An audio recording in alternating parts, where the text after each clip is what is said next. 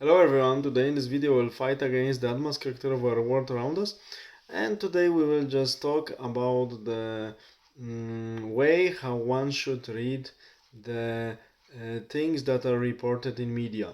For instance, in the last days, very recently we had a meeting between the current president of the United States and main secretary of Communistic Party of China, and the gentlemen, leaders of the two most powerful empires nowadays, were talking with each other.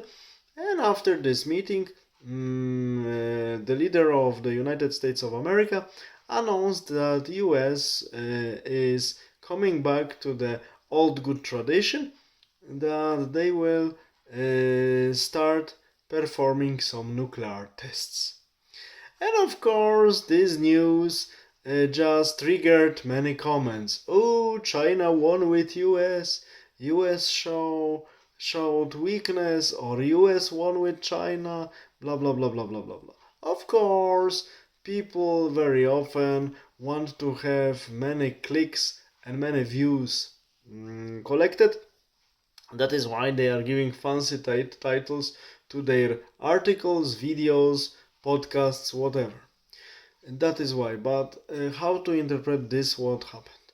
Of course, gentlemen were talking about the businesses, and we know that these empires are competing with each other. But still, the conflict between them two, especially for China, would be much more devastating than for US and Chinese ruling people. They know it, including Comrade Xi. And simple what happened. US is now showing force, showing readiness to respond uh,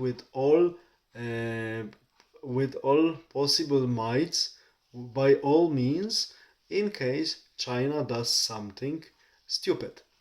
I see this coming back to old good tradition. I mean, to the performing nuclear tests. It's simply the signal to China, okay guys, we just made a deal. If you do something stupid, be aware that we are able to fight with you by all means what we have. It means practically destruction for you. Okay, fine. So this is how to read this message, and there is no other way to read it. And still, nothing serious happened between these two countries yet. And that is why we cannot say that this country won, this country lost. This is for sure. Another thing, there are many people who are claiming that they are, for instance, patriots, activists, and so on, and they are present in the places where something is happening, like leftist activists who want to allow many so-called migrants, newcomers enter Europe and be their electorate, or simply the population they can use for their political purposes. They appear in the places where borders are defended and they make mess. Or the same on so-called patriotic right side. Many people claim that they are patriots, they defend the borders, and when something was happening, like all of this circus with this virus, small Chinese friend, 5 years ago, somehow these defenders of the family, homeland, and freedoms were not present because they got some money from the ruling party or from the representatives of pharma industry, and they were sitting quiet. But now, when something is happening and they can make a fuss, they can make each themselves visible and collect some money for the foundations, they appear and make noise. Of course, if they do something good like defense of these borders against these newcomers who are coming like invaders, bandits, it's good. We should support them. But we should be aware that these people are not always playing clear, because they are living from being visible and from making this what they are doing, because they are collecting money for it. So the very important indication to see if the intention of someone are honest or not is to check if this person is connected with some foundations on which on whose account this person is collecting money. This is huge indication.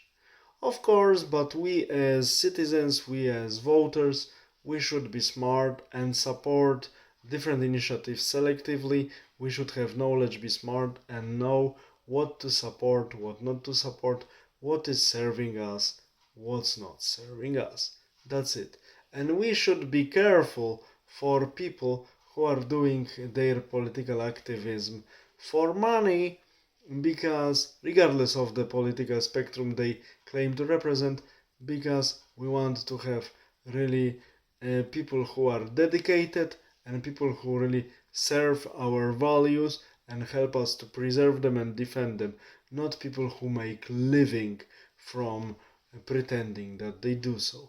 This is what I wanted to say, and the conclusion is that the most important for us is to use our knowledge, experience, and brain, so our mind, to read all impulses and informations that come to us properly. We can do it, and I gave you the examples how to do it. All the best, have a nice day, bye.